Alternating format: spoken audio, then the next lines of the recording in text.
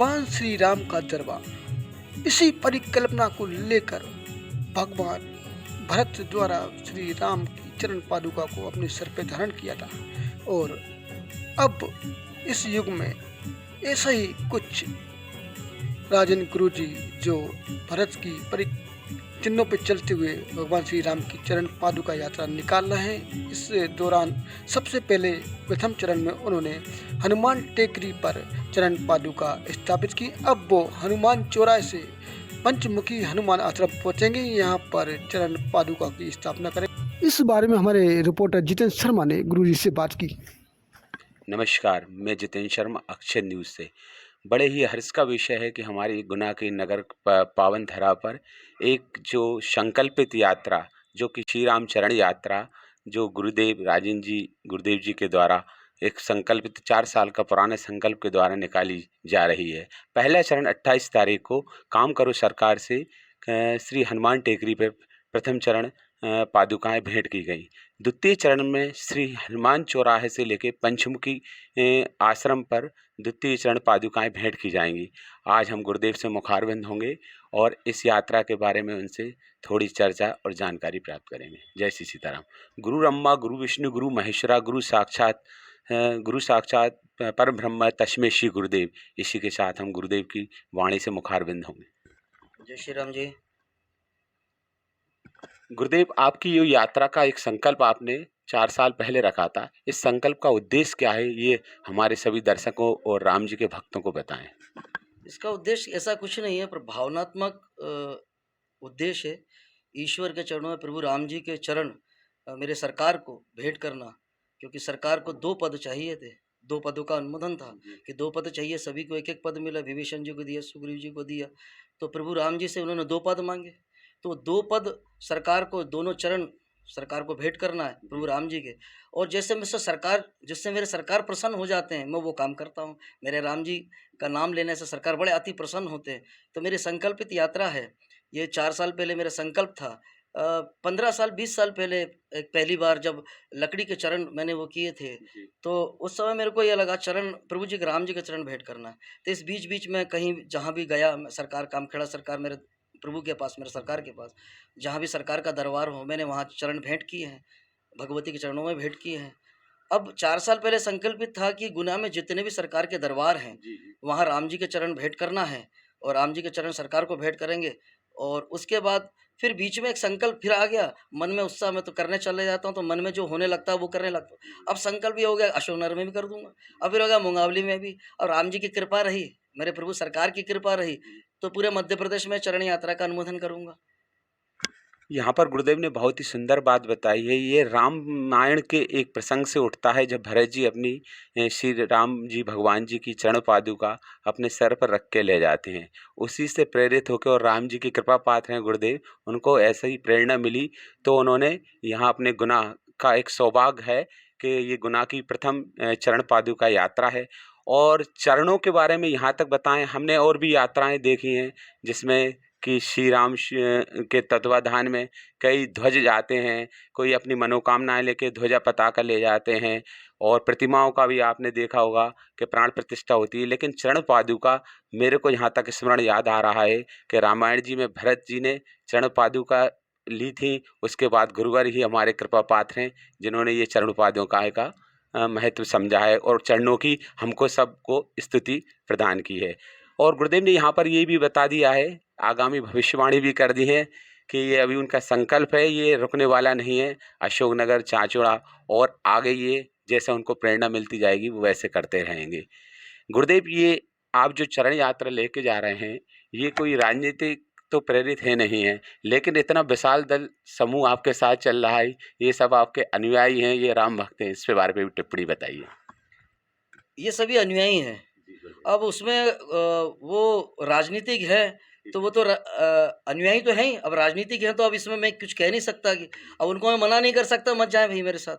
राम जी वाले हैं सब और दरबार से जुड़े हुए हैं, अनुयायी हैं, और राम जी के चरण का पादुका को सर पर रखकर ले जाना और राम जी की यात्रा में जाना, पापी से पापी को तारूं।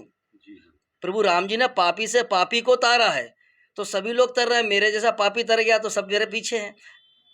गुरुदेव ने यहाँ पे ये स्पष्ट कर दिया है कि कोई राजनीतिक उससे संबोधित नहीं है ये यात्रा सभी की है, ये सब भाव की यात्रा है। इसमें सभी भक्तजन, श्रद्धालु और जो भी गुरुदेव के अब क्या है, गुरुदेव ने राजसी माँ भगवती जो कि दयालु माँ के नाम से गुरुदेव पुकारते हैं, उनकी उन पे कृपा है, तो ये राजसी देवी हैं, तो सबको को अपने-अपने पद पे भी आसीन कर दिया है गुरुदेव ने, तो उनकी भी निष्ठा और भाव है, तो वो भी यात्रा में सहयोग लेते हैं।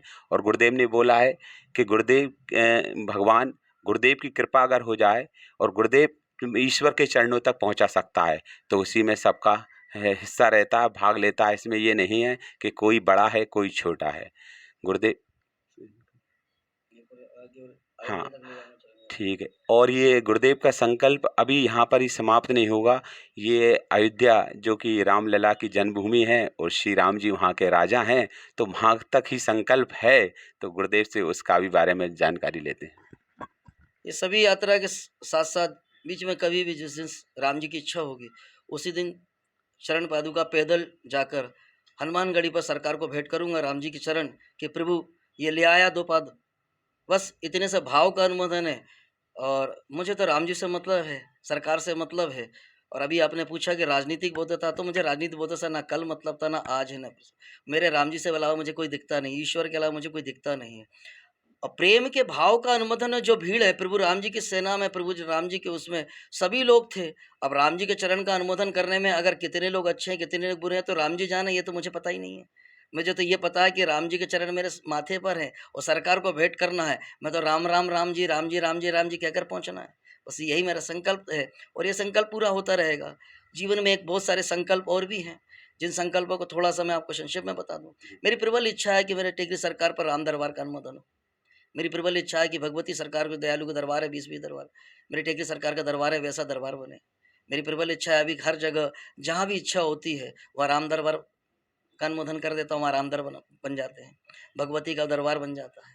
अभी 3 मंदिर का निर्माण चल रहा है, खाटू श्याम जी का दरबार का बन चुका है, 4 गुने में स्थापित हो चुके हैं। राजस्थान में भी एक भानपुरा में माँ देवी काली का दरबार का अनुमोदन चल रहा है, वहाँ काम चालू है। ऐसे मेरा संकल्पित है, राम जी जो भगवती करवा देती है वो करता जाता हूँ। बस पागलों की तरह बस राम जी माईवा मालिक, इसके अलावा कुछ जानता नहीं हूँ। बहुत सारे लोग आते हैं, गुरुजी हमें आशीर्वाद दे दो, गुरुजी आशीर्वाद दो। हमारे राम जी जो कहते हैं उन्हीं को आशीर्वाद देता हूँ, करूँ क्या? राम जी जो कहते हैं वही मैं करता हूँ, मेरे माईवा सरकार जो मुझसे कहते हैं वही मैं करता हूँ।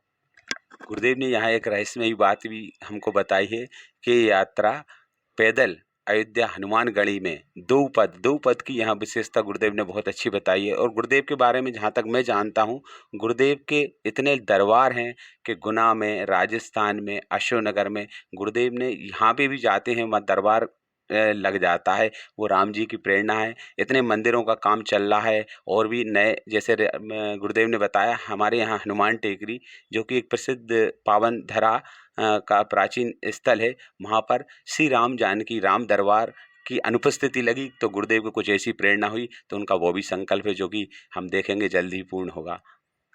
और हाँ, अभी हाल ही में रिसेंट में अशोकनगर गुरुदेव गए थे, तो गुरुदेव से बाग बागेश्वर श्री धीरेन्द्र कृष्ण जी की भी मुलाकात हुई। तो गुरुदेव हमारे ऐसे हैं, उनकी पहले ही नज़र और पहली मुलाकात में धीरेन्द्र कृष्ण शास्त्री जी भी उनके मुखार विंद को देखते हुए मुराद हो गए और उनको बार-बार रोकते हुए देखते हैं, जैसा कि आप हमारी इस वीडियो में देखेंगे।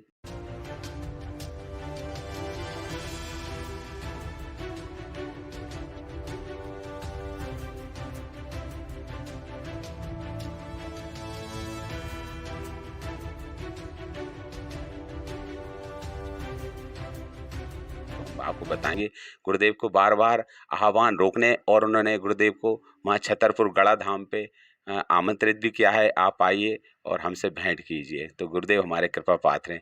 उनकी भी कुछ झलकियों के बारे में पूछते हैं, गुरुदेव की क्या वार्ता हुई? ऐसी कुछ ज़्यादा वार्ता नहीं हुई। व्यास गद्दी को नमन करने गया था, वहाँ पर आरती के लिए मुझे बुलाया था कि व्यास गद्दी की आरती करना है।